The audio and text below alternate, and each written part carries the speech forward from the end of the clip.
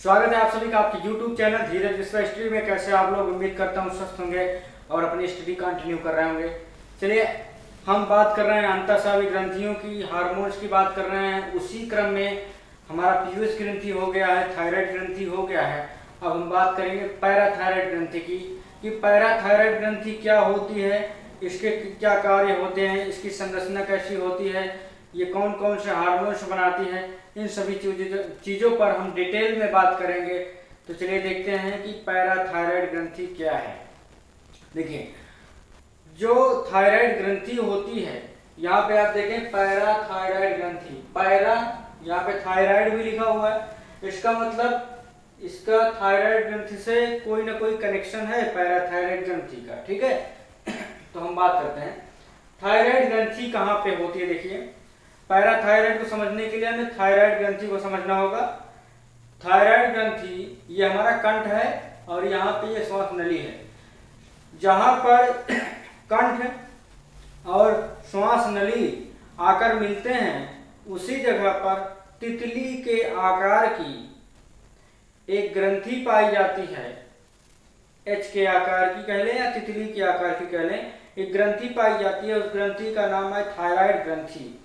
और उसी थायराइड ग्रंथि के चारों कोनों पर पैराथायराइड ग्रंथि छोटे छोटे मटर के दानों की तरह 4 की संख्या में होती हैं। ठीक है, तो आप समझ में आया पैराथायराइड ग्रंथि कहाँ होती है। थायराइड ग्रंथि के चारों कोनों पर पृष्ठतल में धसी होती है। ठीक है, तो इसका आकार कैसा होता है। पैराथायराइड ग्रंथि का आकार मटर के दानों के समान होता है। मटर के दाने जैसे होते हैं ना आकार में, जितने छोटे उतने ही छोटे आकार के गोल गोल पैराथायराइड ग्रंथियां भी थायराइड ग्रंथि में पाई जाती हैं। इनकी संरचना कैसी होती है, संख्या क्या है। पैराथायराइड ग्रंथियों की जो संख्या है वो संख्या 4, मतलब 4 की संख्या में पाई जाती है। और इनकी संरचना कैसी होती, मटर के दानों के जैसी गोल गोल होती है। थायराइड ग्रंथि के पृष्ठतल पर चारों कोनों पर धसी रहती है। जैसा कि अभी मैंने बताया कि पैराथायराइड ग्रंथि थायराइड ग्रंथि के चारों कोनों पर पृष्ठतल में धसी रहती हैं, गोल गोल होती हैं, मटर के दानों के समान होती हैं। इनकी संख्या 4 होती है। ठीक है, अब कभी कभी इनकी संख्या 2 से 6 तक भी हो सकती है। कभी कभी पैराथायराइड ग्रंथि की संख्या कभी कभी 2 से 6 तक भी हो सकती है। ठीक है, अब ये जो पैराथायराइड ग्रंथि होती है, इससे हार्मोन्स कौन कौन से स्रावित होते हैं, कौन कौन से हार्मोन्स इसमें बनते हैं, उसकी हम बात करते हैं। तो इसमें एक पहला हार्मोन जो बनता है उसका नाम है पैराथार्मोन। पैराथार्मोन हार्मोन्स बनता है। और दूसरा जो हार्मोन्स है उसका नाम है कैल्सीटोनिन हार्मोन। Calcitonin hormones. तो पैराथार्मोन हार्मोन्स को हम कोलिप का हार्मोन भी कहते हैं। पैराथार्मोन हार्मोन को हम लोग कोलिप का हार्मोन भी कहते हैं। कोलिप का हार्मोन इसलिए कहते हैं क्योंकि 1925 में कोलिप नामक वैज्ञानिक ने इस हार्मोन को बनाया था, इसलिए इसे कोलिप का हार्मोन भी कहा जाता है। अब हम बात करते हैं कि ये पैराथार्मोन हार्मोन जो है क्या है, रासायनिक रूप से इसको क्या कहेंगे, प्रोटीन कहेंगे, वसा कहेंगे, विटामिन कहेंगे, क्या कहेंगे। तो चलिए देखते हैं इस पैराथार्मोन हार्मोन में क्या पाया जाता है और ये किस चीज से बना होता है और इसको रासायनिक रूप से क्या बोलेंगे। तो 84 अमीनो अम्ल की प्रोटीन का होता है। ये जो पैराथार्मोन हार्मोन है, इसमें जो है 84 अमीनो अम्ल के अणु पाए जाते हैं और ये एक प्रोटीन होता है। ठीक है, इसका मतलब पैराथार्मोन हार्मोन क्या है, एक प्रोटीन है। इसमें 84 अमीनो अम्ल के अणु पाए जाते हैं। तो इतना हो गया कि पैराथार्मोन हार्मोन क्या है, एक प्रोटीन है। ठीक है, अब इसके कार्य क्या होते हैं। पैराथार्मोन हार्मोन के कार्य क्या हैं। रक्त में कैल्शियम और फास्फेट आयनों की संख्या का नियमन करना, बनाए रखना उनकी संख्या को। देखिए, पैराथार्मोन हार्मोन जो होता है, खून में कैल्शियम और फास्फेट आयनों की संख्या को नियमित करके रखता है। कहने का मतलब खून में कैल्शियम की मात्रा को और फास्फेट की मात्रा को नियंत्रित करके रखना है, संयमित करके रखना है, संतुलित करके रखना है। न तो कैल्शियम ज्यादा होने पाए और न ही फास्फेट ज्यादा होने पाए। मतलब कैल्शियम और फास्फेट की मात्रा खून में वो नियमित बनी रहे। इसको नियमित बनाए रखने का काम जो है वो पायराथार्मोन हार्मोन करता है। ठीक है, अब नियमित बना रहेगा जब रक्त में कैल्शियम और फास्फेट की मात्रा जो है नियमित बनी रहेगी तो इससे क्या होता है, शरीर का अंतः वातावरण जो है वो समान बना रहता है। मतलब शरीर के आंतरिक वातावरण में कोई कमी नहीं होती, ना तो वातावरण ज्यादा होता है शरीर के अंदर का, ना तो कम होने पाता है।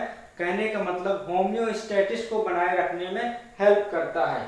तो पायराथार्मोन हार्मोन क्या करता है, खून में उपस्थित कैल्शियम और फास्फेट के आयनों को नियमित करके रखता है, जिससे कि शरीर के अंतः वातावरण जो है वो नियमित बना रहे।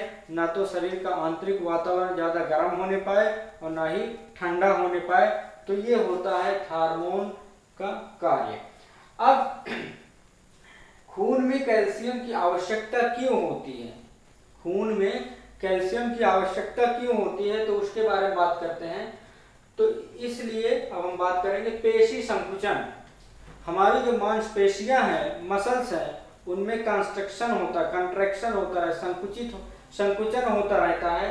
तो वो संकुचन बनाए रखना किसकी जिम्मेदारी है, कैल्शियम की।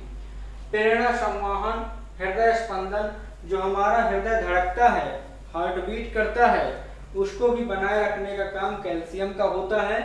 रक्त स्पंदन मतलब ब्लड जब जमता है, ब्लड का थक्का जमता है, तो ब्लड के थक्का जमने के लिए भी कैल्शियम की आवश्यकता पड़ती है। अस्थि निर्माण, बोन फॉर्मेशन, कहने का मतलब हड्डियों को बनने के लिए भी कैल्शियम की आवश्यकता पड़ती है। अंडाणु निषेचन, अंडाणु निषेचन कहने का मतलब फर्टिलाइजेशन, जब मेल और फीमेल जो है आपस में सेक्सुअल रिलेशन बनाते हैं तो उसमें अंडाणुओं का निषेचन होता है शुक्राणुओं के साथ। तो इस क्रिया के लिए भी कैल्शियम की आवश्यकता पड़ती है। इसी को ECF बोला जाता है। कहने का मतलब ऊतक द्रव्य में, हमारा शरीर असंख्य कोशिकाओं से मिलकर बना होता है और उन कोशिकाओं से मिलकर ऊतक बनते हैं। तो ऊतक में एक द्रव्य भरा होता है, एक लिक्विड भरा होता है, उसमें कैल्शियम की एक आदर्श मात्रा होनी चाहिए जो कि 10 से 11.5 मिलीग्राम 100 ml रक्त में। कहने का मतलब 100 मिलीलीटर खून में कैल्शियम की जो मात्रा होनी चाहिए वो है 10 से 11.5 मिलीग्राम। ठीक है, 100 मिलीलीटर खून में 10 से 11.5 मिलीग्राम जो है कैल्शियम होना चाहिए। ये इसकी एक आदर्श मात्रा होती है। ठीक है, और दूसरी चीज हम देखते हैं कि वयस्क मानव में लगभग 1 किलोग्राम कैल्शियम होता है। जो वयस्क युवा मनुष्य हैं उनमें जो है कैल्शियम की मात्रा, उनके ब्लड में कैल्शियम की मात्रा 1 किलोग्राम होती है और उसका जो 1 किलोग्राम होती है उसका 99% अंश जो है हड्डियों में होता है। ठीक है, तो ब्लड में कैल्शियम की एक आदर्श मात्रा उपस्थित रहे। वो आदर्श मात्रा क्या है हमने यहाँ पे बता दिया है, लिखा भी हुआ है कि 100 मिलीलीटर ब्लड में 10 से 11.5 मिलीग्राम कैल्शियम होना चाहिए। और जब इतने मिलीग्राम कैल्शियम होता है तब ये जो पेशी संकुचन, प्रेरणा संवहन, हृदय स्पंदन, रक्त स्पंदन, अस्थि निर्माण, अंडाणु निषेचन की क्रिया जो है वो होती रहती है, इनमें कोई बाधा नहीं उत्पन्न होती है। अब हम आगे बात करेंगे कि जो पैराथार्मोन हार्मोन है इसके अधिक बनने से क्या होता है या इसके कम बनने से क्या होता है। अब हम देखते हैं कि पैराथार्मोन हार्मोन कम मात्रा में निकलेगा तो उससे कौन सी बीमारी होगी या कौन सी शरीर में कमियां हो जाती हैं, या पैराथार्मोन हार्मोन अधिक मात्रा में बनेगा तो उससे कौन सी कमी शरीर में हो जाती है। ठीक है, तो पैराथायराइड जो ग्रंथि होती है वो दो तरीके के हार्मोन निकालती है, दो तरीके के हार्मोन बनाती है, एक पैराथार्मोन और एक कैल्सिटोनिन। ठीक है, तो यहाँ पे हम बात करेंगे, जितना भी बात करेंगे ना वो पैराथार्मोन ही मेन होता है जिससे शरीर में कमी हो जाती है। कैल्सिटोनिन के बाद में देखेंगे। तो इसमें हम देखते हैं पैराथार्मोन। जब मैं बात करूंगा कि अल्पस्रावण, अल्पस्रावण का मतलब जब पैराथायराइड ग्रंथि कम मात्रा में पैराथार्मोन हार्मोन बनाती है तो उससे क्या होता है। देखिए, इसको हाइपोसिक्रेशन भी बोलते हैं। हाइपो मैंने बताया था, हाइपो का मतलब होता है कम मात्रा में होना। ठीक है, अल्प। तो जब अल्प मात्रा में पैराथार्मोन हार्मोन्स बनेगा तो क्या होता है। तो पहली चीज तो जनरली ये हार्मोन्स की कमी होती ही नहीं है। जनरली जो है पैराथार्मोन हार्मोन्स की कमी नहीं होती है, मतलब अल्पस्रावण नहीं होता है। ठीक है, अब जब पैराथार्मोन हार्मोन्स जो है वो कम मात्रा में जब बनेगा तो उससे क्या होगा, हाइपोकैल्सीमिया उसको बोलते हैं। तो हाइपोकैल्सीमिया वो स्थिति होती है जब ऊतक द्रव्य में कैल्शियम की मात्रा कम हो जाएगी और फास्फेट की मात्रा बढ़ जाएगी।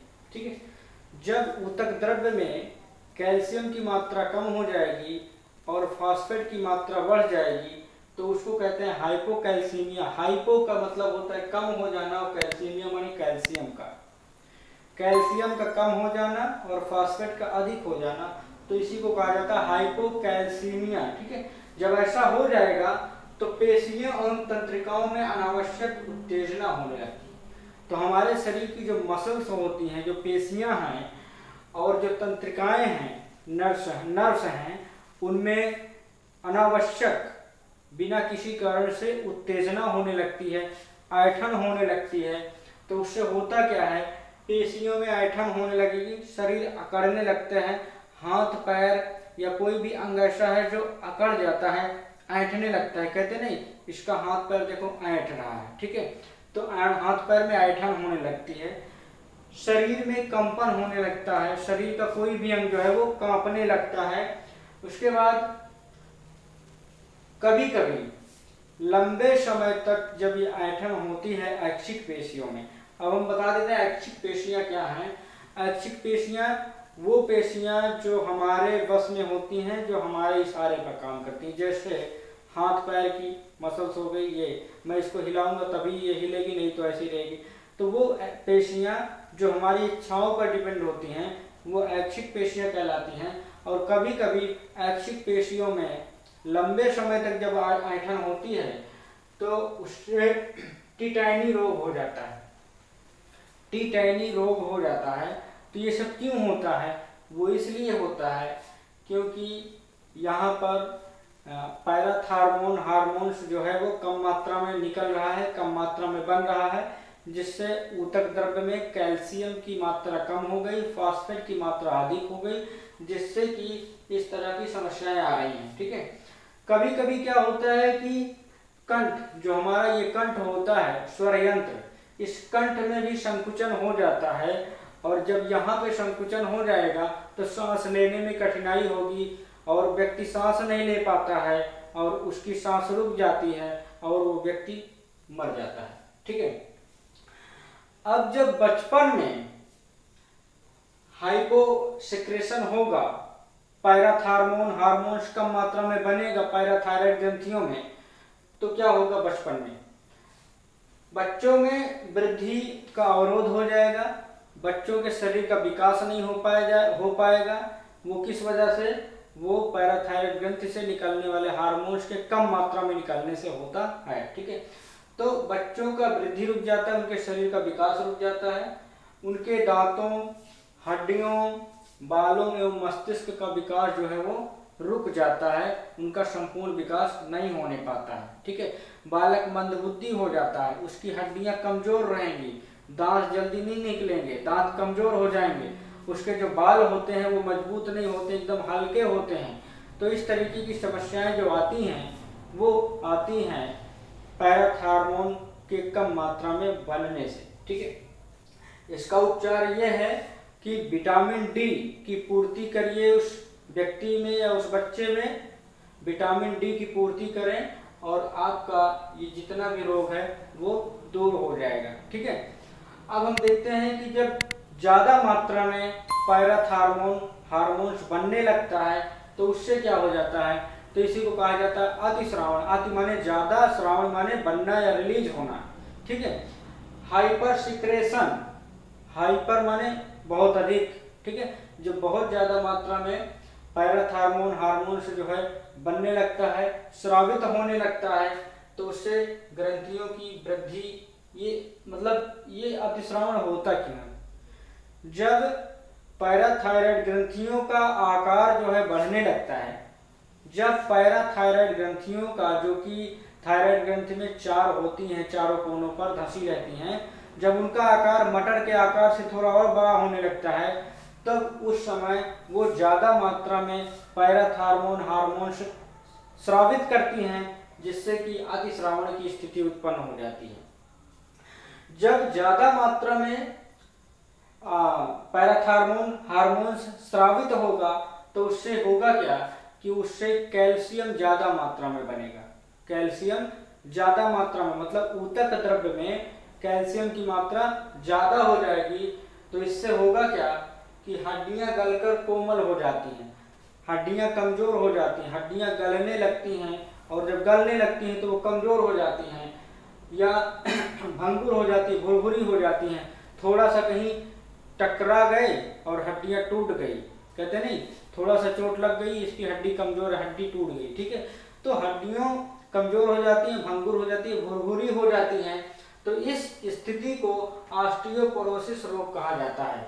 जब हड्डियां कमजोर हो जाएं, हड्डियां कोमल हो जाएं और गलने लगें और हड्डियां भंगुर हो जाएं, भुरभुरी हो जाएं, थोड़ी सी चोट लगने पर हड्डी टूट जाए, तो उस स्थिति को ऑस्टियोपोरोसिस रोग कहा जाता है।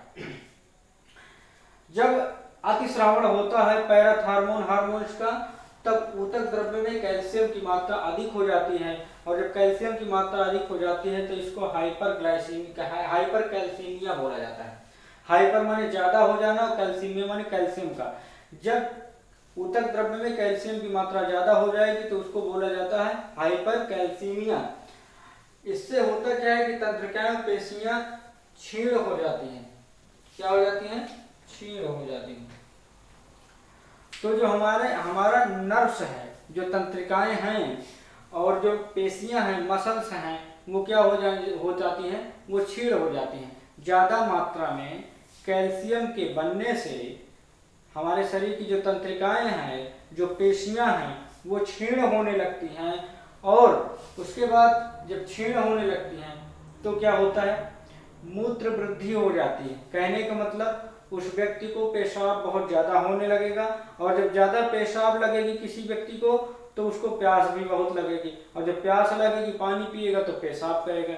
ये प्रोसेस ऐसा होता है। उसके बाद उस व्यक्ति की भूख मर जाती है, मतलब उसको भूख नहीं लगती है, कब्ज बना रहता है, सिर दर्द बना रहता है, और उसके गुर्दे में, उसकी किडनी में पथरी रोग हो जाने की संभावना होती है। तो ये होता अतिस्रावण से, मतलब पैराथार्मोन हार्मोन्स जब ज्यादा मात्रा में स्रावित होने लगता है तब। इसका उपचार ये है कि चूंकि ये ग्रंथियों के बढ़ने से होती हैं, पैराथायराइड ग्रंथियों के बढ़ने से होती हैं, तो जो बढ़ा हुआ हिस्सा है पैराथायराइड ग्रंथि का, उस बढ़े हुए हिस्से को काटकर हटा दिया जाए, तब ये अतिस्रावण वाली समस्या खत्म हो जाती है। तब पैराथार्मोन हार्मोन्स संतुलित मात्रा में निकलेगा, जिससे कि ये रोग नहीं होंगे। तो आज आपका ये पैराथायराइड ग्रंथि क्या है, पैराथायराइड ग्रंथि के अल्पस्रावण से कौन से रोग होते हैं, पैराथायराइड ग्रंथि के अतिस्रावण से कौन से रोग होते हैं, वो सारी चीज हमने बात की। और वीडियो में हम अगली ग्रंथि के बारे में पढ़ेंगे, आपको पढ़ाएंगे। तो आपको करना ये है कि यदि आपने चैनल को सब्सक्राइब नहीं किया है तो प्लीज सब्सक्राइब कर लें, बेल आइकन प्रेस कर लें, ऑल पर क्लिक कर लें, जिससे मेरी हर लेटेस्ट वीडियोस का नोटिफिकेशन आपके पास जाता रहे और आपकी स्टडी इसी तरह कंटिन्यू रहे। और वीडियो को अधिक से अधिक शेयर करें, लाइक करें, कमेंट्स करें, वीडियो को पूरा देखा करें। मिलेंगे अगले वीडियो में, तब तक के लिए जय हिंद।